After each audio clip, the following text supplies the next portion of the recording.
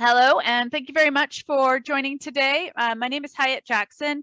I am one of the technology research managers at the Flood Innovation Center.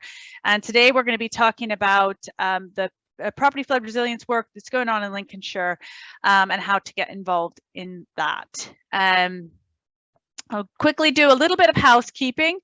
We've set up today's Zoom as a meeting, so if you want to use reactions, you can raise your hand to speak, or you can use there's other sort of icons that you can pop up as well, and then we can actually bring you onto the screen to speak if you want to chat with one of us or to the group about anything. It's not a huge group today, so hopefully we can get some conversation going among us, because that's the best way for us to learn what it is that you need and for you to learn about what it is that we do. Today's session is going to be recorded. Today's session is going to be recorded. Unless you want to have a think about it in the meantime, right. let me know what you prefer to go for. If you want to keep doing They just got someone who needs to be muted. I think we've taken care of it. Yeah. So so this we're going to be recording the session today, and we've got a couple of breakout sessions as well, which we're going to be doing, and those also will be recorded. So just one breakout session. It's going to be about 90 minutes, and you can also use the chat function to ask questions as we go along if you don't feel like talking in the group. Right, so now that that's out of the way, I can tell you a little bit about what the Flood Innovation Center does. We are part of the University of Hull, the Energy and Environment Institute, and our remit is to help businesses to grow more quickly, more rapidly through flood resilience, into the flood resilience market. So if you're doing something at all watery or at all floody or anything to do with sort of drainage or anything like that, we can support you to sort of get more involved in that market in whatever capacity that you work. So whether it be that you're inventing a product, or you are you want to start doing more sort of sustainable drainage type installations as a within the construction industry, anything like that. If if you're providing some sort of a service to do with water, just it's worth getting in touch with us and seeing if we can help you get there a little bit more rapidly. And as I said, today we're talking about in particular what's happening in Lincolnshire County, and we've got with us today Andrew and Mervyn, and they're going to tell you a little bit more about how that works and what their activities are at the moment. So I'm going to hand over now to Andrew. And Andrew, if you wouldn't mind just letting me know when you want me to move to the next slide, please. I will do. Thank you, Hiatt. Okay, good morning, everybody. My name is Andrew Baptie. I'm a Senior Flood Risk Officer from Lincolnshire County Council and part of the Lead Local Flood Authority. And I'm going to give a bit of an overview, a bit of context to the flood risk in Lincolnshire and what it means to all the residents in Lincolnshire, etc., and how this ties in. So next slide, please, Hiatt. Okay, so you can see this table here, hopefully it's come up, yep, and it's ranked by the number of properties at significant risk of flooding all across the UK. And you can see there in third place is the East Midlands, and encompasses quite a few counties, Lincolnshire included. And if you go on to the next one, Hiatt. And then when it's thematically mapped across the UK, you can see where the sort of the RAG map to the red, amber, green sort of risk ratings, and the red areas is the East Midlands. You've got Lincolnshire there, a little bit of North East links going into Pettifor and Cambridgeshire as well. So you can see where some of the coastal risk is and some of the inland risk as well from the water. Okay, next slide, Hiatt. And to go back to another table, you've got the local authorities with the highest number of properties that are at significant chance of flooding. Now, I spent many years at fire and rescue, and I can still remember in the Boston district of the county when we had the breach there in 2013. And it was devastating for the communities, and and it was a busy time for everybody. And you can see there, as well as Boston, is East Lindsey. So it's two of the highest ranking sort of at-risk counties, district county in the county. So next slide, Hiatt. And there's a little bit of a précis of what the actual flood risks are themselves. So you can see there, just from the stats, you've got 7,500 properties at risk of river and sea flooding, 6,000 at risk from surface water flooding, vast proportion of nearly 60,000 properties at risk of groundwater flooding, and then there's also an additional risk of about 23,000 properties at risk of reservoir flooding. And some of these statistics are now about 4 or 5 years old, so the risk is only ever increasing. So that amount is actually increasing on a year-by-year basis with climate change, etc. So next slide, Hiatt.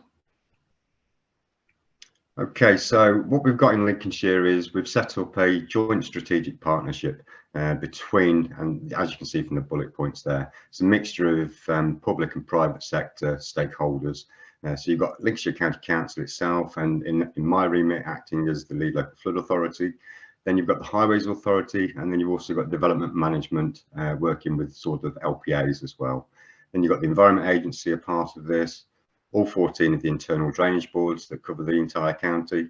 You've got 7 district councils, 2 water companies, both private. So you've got Anglian Water Services, and you've got Severn Trent Water, and some of their areas cross over in some complex areas in Lincolnshire. And then you've got the RFCC, and then you've got emergency planning and fire and rescue response as well, all forming part of this strategy. Okay, next slide, please, Hiatt. And that's the strategy sort of in a document. We've got it on the website as part of the Lincolnshire Flood Risk and Water Management Partnership.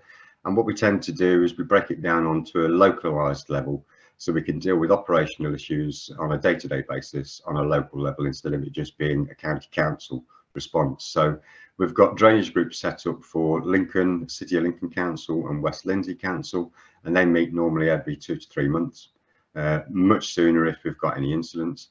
The same is mirrored in East Lindsey. We've got the same partners there meeting on a local basis.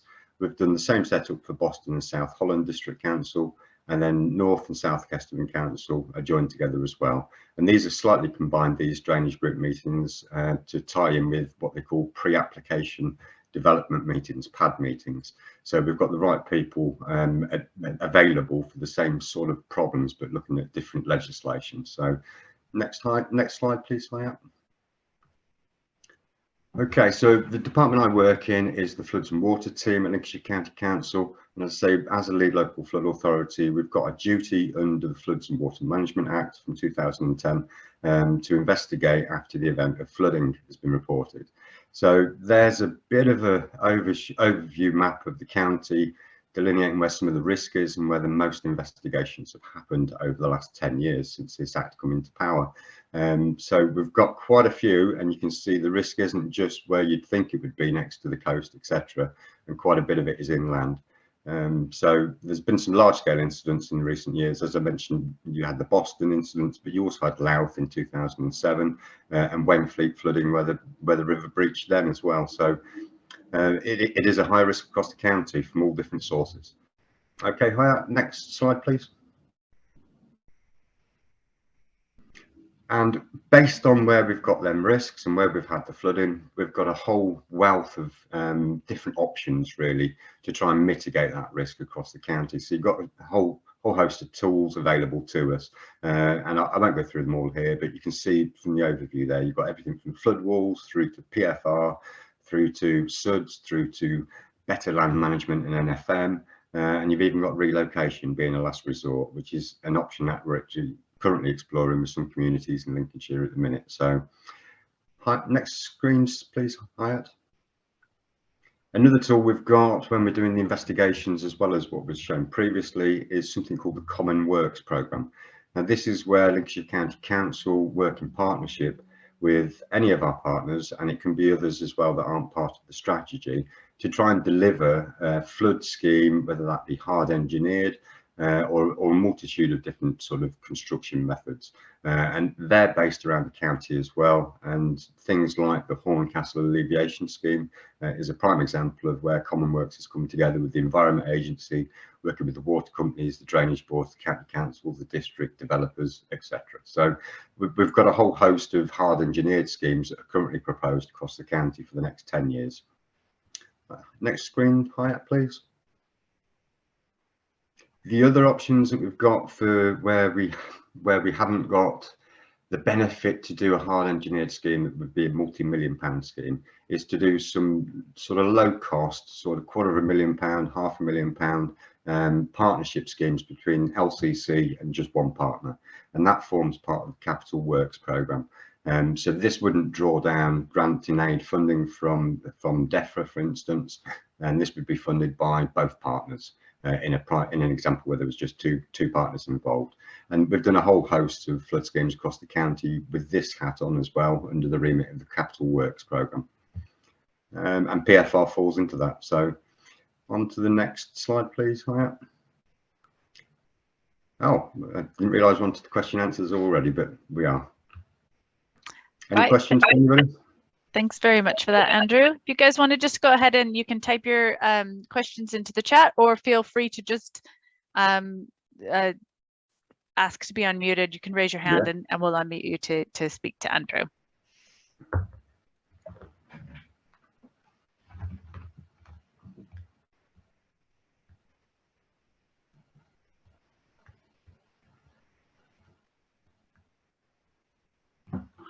Okay, so I don't think any questions are coming through. I'm not seeing any on the chat, and I'm struggling to see really the panel here, so I don't know if anyone's got their hand up, but don't think so. So it sounds like you got your message across quite well, Andrew. So I think we can probably move on then. Thank you very much. That's not a problem. I mean, if there are any questions, obviously just submit them at the end of the presentation, everyone. That's what I'd suggest. Yeah, there's going to be other opportunities to chat as well. So yeah, if something does pop into your mind that you need to ask, then you'll get the opportunity again. Thank you. Okay, so that brings us on to Mervyn. You're muted, Mervyn, so. Is that better? Can you hear me now? Yep, I can hear you, Mervyn. Okay, that's good, yeah. So hi everyone, and good to be with you this morning. So when I just run through the slides that we've got to cover property flood resilience, hopefully it'll help put PFR in context to what Andrew's been saying. And also there are a number of bullets on my slides, which I won't be speaking to each bullet, but if there's something that you see that I skip over and you want to have a chat about it or ask any questions, then perhaps we could just pick that up in the Q&A later. So okay, hi, thanks. So property flood resilience comprises both resistance and recoverability measures. And some typical measures are shown in this slide, and they all help to prevent and reduce floodwater from actually entering the property. But if the internals do get wet, well, then these measures can also quicken up the clearing up process and recovery, and also reduce damages and costs for homeowners and insurers. Thank you. So an indication, thanks, Hiatt. So an indication of the potential scope for PFR measures in sort of a typical property are shown in this graphic, and I won't go through all of them obviously, but just to pick out one or two, these include flood resilient or resistant doors, and often doors are replaced by low-level barriers in effect as a resilience measure. Because they're a cheaper option. We've got a non-return valve in the sewer pipe there. We've got self-closing air bricks. There's a sump pump. Obviously, if water does get in, to get it away before it starts to cause too much damage. Raised electrical sockets. And again, whilst it's not actually shown here, it's usual for seal service cables and pipe entry points through the building. Thank you. So this slide in particular helps to show the direction of travel, and also to help the context with the work that Andrew's been talking about. And so at the middle of the flood protection pyramid here, you can see property level protection. Well, that's what is now we read for property flood resilience. So as a mitigation measure, it's considered to be more effective than traditional sandbags, but for obvious reasons not as effective as flood barrier or flood defence schemes. Those of us that have experience with sandbags know that whilst they have stood the test of time, they do leave some wanting when they get subject to floodhead, waterhead. So as recently published in the Environment Agency strategy, it states that there's a need for more property flood resilience to actually mitigate against future property flooding. And Lincolnshire County Council's response to this is to pilot and trial a homeowner PFR funding assistance scheme actually right away across the county. Thank you. So the LCC scheme is based on the recently published National PFR Code of Practice, and that covers property survey and also the actual installation of measures. So as can be seen, there are 6 key stages to complete that process, commencing with the flood risk assessment and property survey, leading on then to options development, design and options appraisal. And then we move through to the installation of measures and the handover of the measures to the homeowner, and that goes into operation and maintenance phase. And interestingly, whilst the competencies and skill sets needed to actually deliver the complete PFR process from stage 1 to stage 6, they are different, but they are actually quite complementary. So the skills and competencies to do this are quite complementary across those 2 key areas. Thank you. Okay, so we've summarised the Lincolnshire's PFR key objectives for the pilot and the trial scheme in this slide, and you'll see that in addition to those that I've already mentioned, it includes helping property owners obtain their flood insurance more easily, actually reducing the County Council's emergency response challenges, and of course for us to obtain and increase our PFR learning and experience as to what's actually needed for Lincolnshire. Thank you, Hiatt. Thank you. So we've adopted a 3-phase approach to this work with a maximum of £5,000 per property funding assistance for PFR measures, plus the cost of the surveys, which we estimate to be around about £1,000 generally per property. So with phase 1, the County Council targeted a small number of residential properties that are currently at medium to high risk, whereas with phase 2, we're actually asking a larger number of medium to high risk homeowners to apply for funding assistance via the LCC website. So two different approaches there. And our current ambition is to move on then to phase 3, which is an annual rolling programme of facilitating the installation of PFR throughout Lincolnshire, and also to evaluate the potential of including commercial properties as well as residential. Thanks, Hiatt.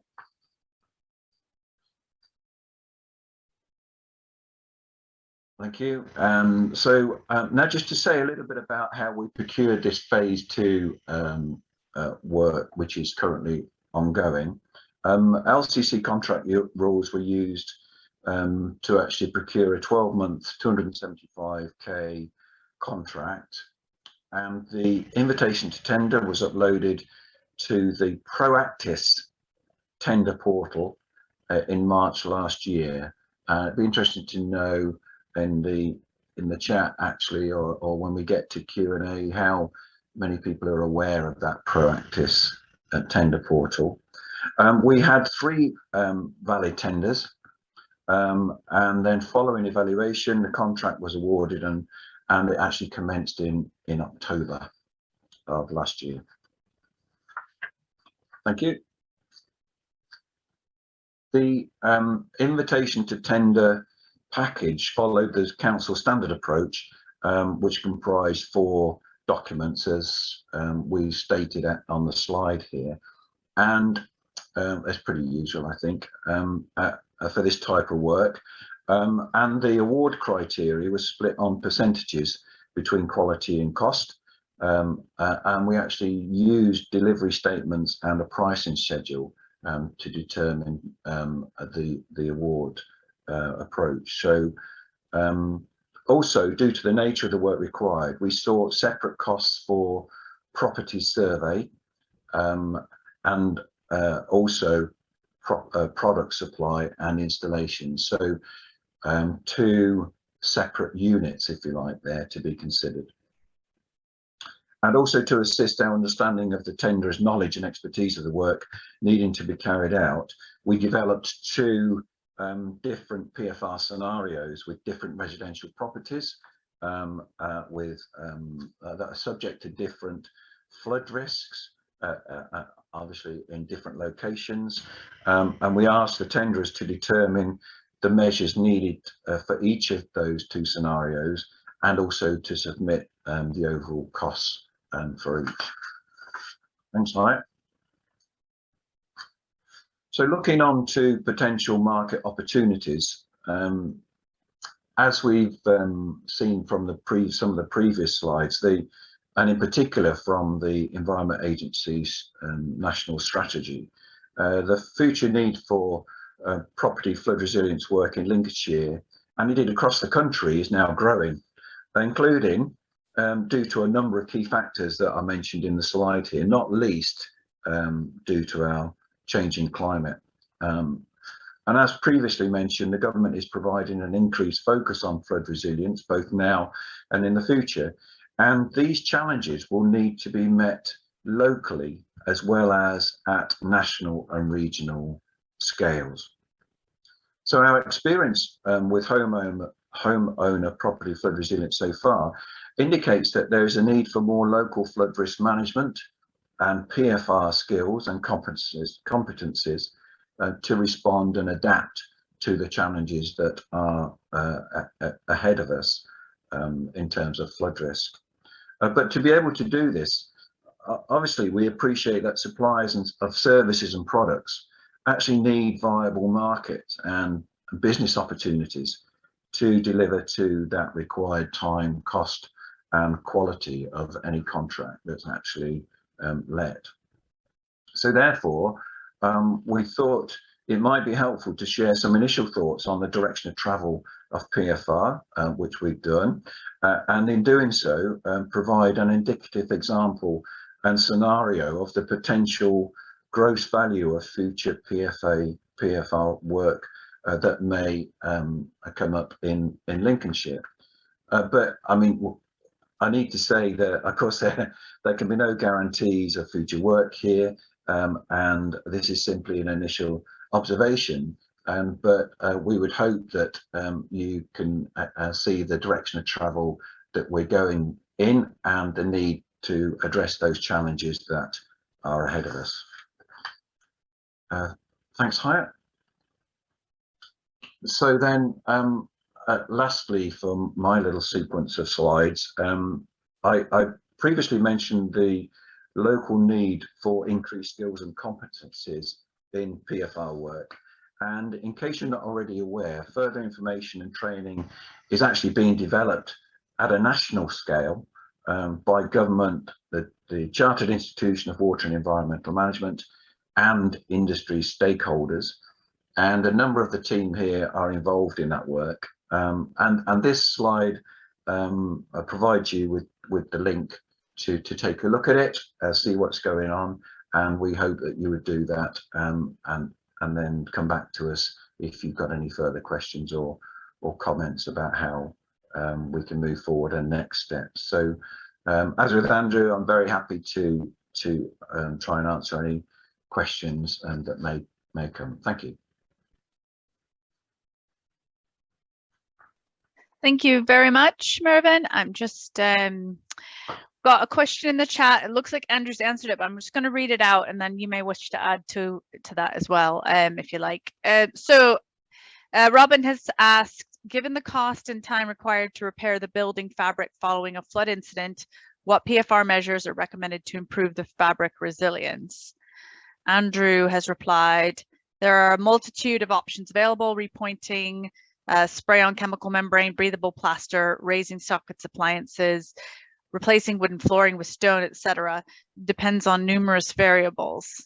Did you want to add anything to that, Mervyn? I think only just to say that our experience with the work so far has been, for this particular aspect, has been with waterproofing, sealing, spraying and sealing, but also there's quite a good option where it's viable, and that is for waterproof rendering. But there are some challenges here, as Robin will appreciate, with the damp proof course around the property, assuming it's got a damp proof course, and obviously they have different types of damp proof courses in different properties, but that damp proof course mustn't be bridged, and so there needs to be some care taken when actually rendering, for example, above and below DPCs. Okay. Is there any other questions? Don't see any hands up, and then we haven't got anything else in the chat. Can I just ask how would that you treat that differently than if you had sort of like traditional construction or listed building? How could you treat the building fabric differently? Would you treat it differently? Yes, certainly you would treat it differently. With our project so far, we've had several listed buildings and builders in conservation areas apply for assisted or funding assistance, and we've got a small number of those that are currently going through the process. And the challenges around listed buildings in particular are, of course, generally any alterations to a listed building need to have local authority permission, and therefore it's good to get local authority planners on board early doors with those things to try and find out what may or may not be acceptable in terms of alterations or additions to the building, not only external but also internal, if we're talking about recoverability measures. So there are different ways of approaching this. Generally, if a property is is a listed building or in a conservation area, the time taken to actually complete property flood resilience measures on that property is extended, of course, because of the consultation that's needed with the local authority. But I mean, it's all doable, and indeed there are lots of measures as we described this morning, and there are more besides that may be suitable for listed buildings. Mm-hmm. Okay, thank you. I've got another question in the chat from Amy. She says, with the tender process, did you require one company to undertake the full range of PFR techniques, or could companies apply to do one or two aspects? Okay, this is an interesting point, Amy. Thanks for that. The PFR industry across the country, and it's still early days, to be frank, with regard to this type of work. The PFR industry is generally or has generally considered that the actual hazard assessment and the property survey work should be carried out by a different company or organisation or different specialists to that of the installation or manufacture of the products and the installation. And excuse me, and there have been a number of projects carried out across the country by different legal local authorities that have actually kept those two things separate. In Lincolnshire, we decided for several reasons that we would actually put those two requirements together, and we've actually let the contract on the basis of the one provider actually does both of those things. But of course, what we had to do was to ensure in the tender evaluation to ensure that we were comfortable that one organisation could actually provide those different skills, competencies, and the expertise needed to ensure that we get it right, you know, with that one unit, as opposed to having a bit of checks and balances, if you like, by a specialist flood risk a survey team actually keeping an eye on what the product manufacturer and installer actually is doing. Okay, great, thanks. Hopefully that clears up Amy's question. It looks like there's a little bit in the chat about when to apply waterproofing. Does it need to be when the building has dried out? That's the question from Robin. Absolutely, if at all possible. I mean, there's quite happy to provide Robin with further details, further information if he requires, but there's quite a lot of information available nationally in terms of drying out buildings and applying different measures, timescales to be left, and so on and so forth. So as you're aware, Hiatt, there's a lot of information out there at the moment as far as that part of the property flood resilience aspect is concerned. So quite happy to help provide some of that in the future if needs be. I don't know how we're doing for time, but are we okay for time? Yes, we're fine actually. We're a little bit ahead. Okay. So I just wanted to raise one more point, if I may, because please do.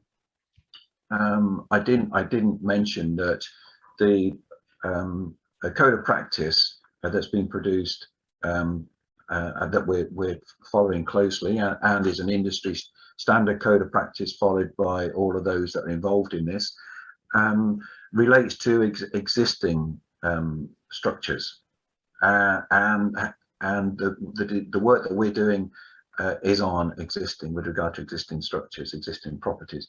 But there is an addendum, if you like, to the code of practice, which is to assist local authority planners with regard to new property. So I just draw attention to the fact that this is all on the CIREM website, or if you just use a search engine to search for the property flood resilience code of practice, you'll see that there is an additional document there that focuses on new property and when it's appropriate or inappropriate to consider property flood resilience with regard to new builds. Okay. Brilliant. Thank you very much for that. And we will be sending out some as a follow-up to this webinar to those who have signed up. We'll send out some links, useful links, and which we'll cover near the end. Was there any more questions then? I don't think so. I think there's one more from Robin in the chat. Yeah. Apologies, I just now saw that. So this one says, what is the situation with timber frame construction that is increasingly popular as a modern method of construction? A very good point, and vulnerability, I would say, because we all know, I'm sure, that the last thing that structural timber wants is to be wetted, I would suggest that if we're looking at timber frame structures as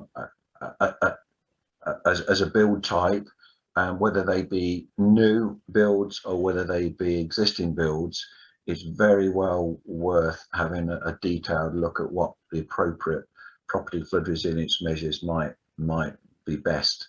I would say that needs a good looking at, to be frank. But of course, if the property has been flooded anyway, you know, there's the whole drying out process to consider and get those timbers dried out, and what would be the best approach in order to help prevent that happening or reducing that frequency in the future. So I think Robin's identified an area that does need to be considered. I'm not aware, and there may be information out there, I'm not aware currently, or I haven't seen any specific technical advice with regard to PFR and timber framed constructions, but that is a point that's very well worth raising. Great, thank you. It looks like Andrew might have something to add to that. I was just going to add to that, Mervyn, bearing in mind that we'd worked a little bit with the Environment Agency for a couple of strategic locations in the county for properties that weren't necessarily built to standard, is a polite way of putting it, in some high risk areas in the county, where we had to refuse PFR for them because the property build type wasn't really suitable for PFR, and some of them were, well, I mean, if you can remember the ones I'm thinking about, Mervyn, they were not quite timber frame, but they were more the old prefab sort of style from the 40s and 50s. And you could have tried to protect the barriers and put doors on it and tried to put on membranes and render and all sorts, but you still wouldn't protect the building fabric and the groundwater risk as well. So so we have had some instances where we've had to refuse based on the building construction type, but not necessarily timber frame just yet. I think, again, Hiatt, stop. Oh, sorry. Again, Hiatt, stop me if we're going over time. No, it's fine. We've got a couple more minutes. Okay, yeah. But just to say, one of the aspects of the Lincolnshire PFR project, which differs somewhat from others that have gone on in the country with other lead local authorities, is with regard to the hazard assessment and the property survey. In as much as the first question that we ask is it possible, or is there a scope for some options appraisal around community schemes as opposed to a specific scheme to put defence measures, if you like, or property resilience measures actually on an individual property fabric? And so that's the first question that we ask. But another one is when we look at the property, or we ask the surveyor to look at the property, not only to look at stopping water getting from the outside of the walls, if you like, to the inside, but are there any other measures that would be worth considering as options, either or in combination with property flood resilience, which can actually keep the water away from the building walls, the property walls? So, for example, we've got examples with the work we're doing so far, where properties are actually surrounded by brick or stone walls, and there's probably one or two access routes for the homeowner, whether it be a driveway and say a pedestrian access, and there's an option there that we look at to actually barrier the driveway access and the pedestrian gate access. So that, for example, may be a way of helping timber frame buildings not to get wet and not to get water on the outside fabric by trying to stop it even getting there in the first place.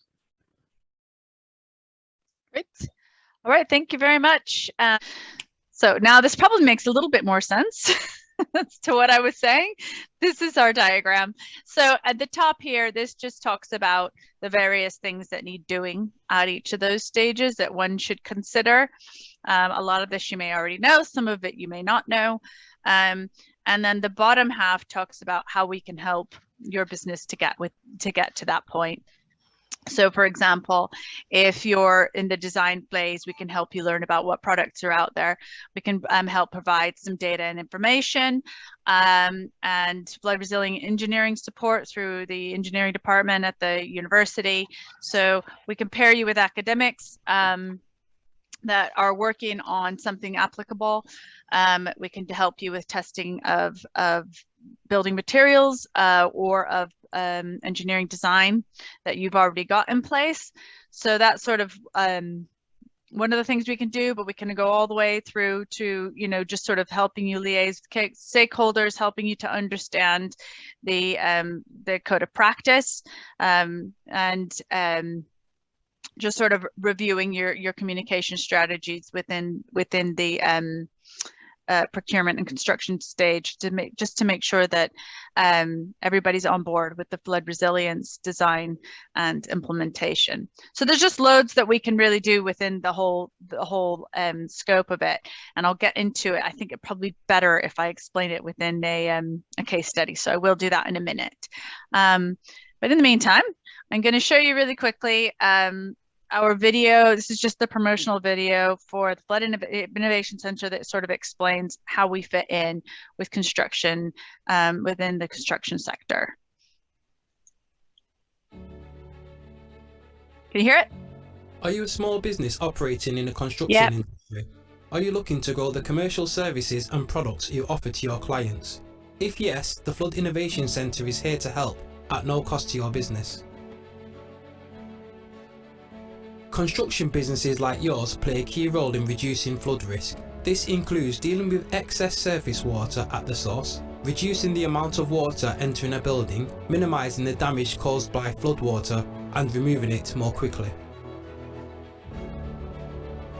There are opportunities for small businesses working at every stage in the construction process to introduce and improve flood resilience.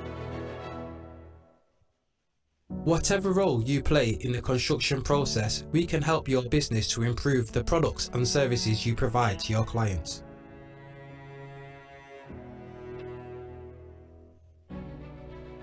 We can provide support to surveyors and consultants working to improve site assessments of flood risk and impact.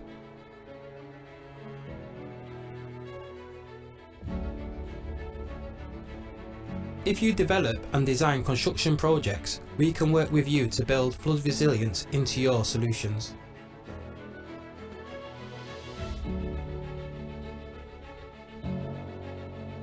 Before you start work, you're going to need to find like-minded businesses who also understand the importance of flood resilience. We can help simplify the planning process by connecting you with those businesses. To plan your flood resilient project, we can help you access the latest products, technologies and materials available. We can also support you to educate subcontractors on flood resilience through supply chain support.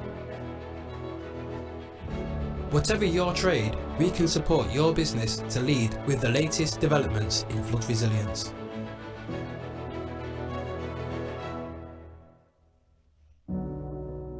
Flood resilience measures need to be properly maintained to remain effective. This is a great way to build a long-lasting relationship with your clients. As flooding increases, demand for contractors with flood resilience expertise will continue to grow. The support we provide could lead to real commercial benefits and help you to build your flood resilience reputation. We can also introduce you to the basic principles of the Property Flood Resilience Code of Practice, should you wish to gain accreditation for your services. If you work for one of these businesses, get in touch today. Right, so hopefully you're all feeling really inspired after that. I don't know if you picked it out, but as Anton said in the video, the support that we provide is provided free of charge as well. So there's really, no reason to not at least inquire and see if there's something that we can do to give you a hand in getting into this market a bit faster.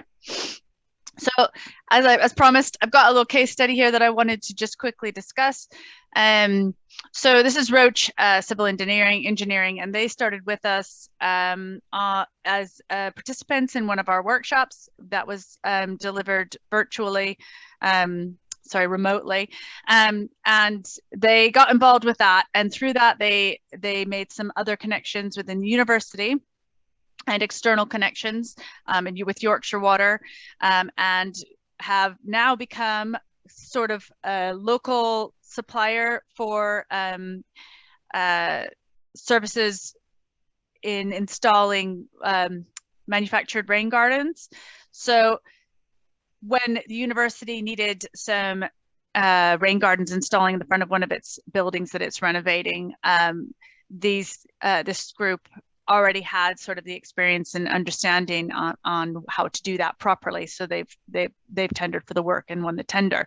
So that's kind of the sort of thing we do. We've supported them in learning and understanding how to properly install rain gardens, what a rain garden is, what its function is, and in understanding the needs and the desire, the desired result of a rain garden has helped them to be able to install those properly and understand why they need to be installed the way that they do need to be installed. And a badly installed rain garden is almost a pointless thing because it just becomes a planter if it's not installed correctly. If it's a rain garden, it has some really good sustainable drainage outputs from it, like water attenuation and biodiversity amenity and water filtration, and they're just really good things to have on site if you're trying to sort of manage your drainage in a little bit more cost-effective way. And through this, they've actually ended up getting quite a bit of work, and we're continuing to work with them, doing a high-level intervention with them at the minute, which is going to allow them to understand some of the monitoring systems which are being put into these rain gardens to monitor their the impact that they're having, and that's, I think, going to be a really nice skill for them to have going forward, because, for example, a lot of the local cities and counties are starting to use a lot more smart sort of systems to look at their, carbon capture and drainage, and just seeing how they're working with the environment to working to improve environmental issues. So that's just one example of what we can do. We've helped them in quite a few different ways, actually, and we continue to work with them. And they do talk on a lot of our external engagement like this, because they've had such a good experience and it's been really positive. So if you just want to, if you want any more information about that, just get in touch with me and I can tell you a little bit more about that. So I think that's it for me. I'm trying to be quite quick because I'm conscious that there's 9 things in the chat here, and I wanted to make sure that if there was anything that we needed to cover from that going forward. So I'm just going to quickly read through it if that's all right. I think there were a couple of questions, Hiatt, around quite similar questions from Julie and Thomas around the kind of almost kind of pre-property assessment, the kind of flood risk. So the GIS kind of mapping and flood risk at that very initial level. And yes, that's certainly something that we can look at. And I was just wondering about whether that's something we kind of contact. Obviously, we'll be in touch after today's webinar, and we can set up individual conversations with people about because I know you've done some work in that, haven't you, Hiatt, in terms of those kind of mapping at those levels that I'm sure will be really helpful for we do a lot of that. Sorry, brilliant. No, that's Pip, I was just going to say we do a lot of that, obviously, as the lead local flood authority. Sure. But it's not only just using what's available from the Environment Agency, there is a wealth of other data sets that will help inform that hazard assessment.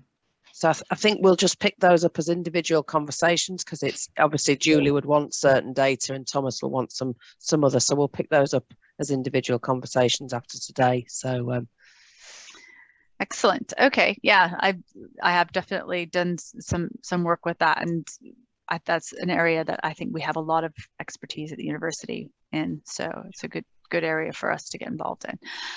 Did anyone have any questions for me about the Flood Innovation Center and what we do? Shout out, or you can type it in the chat.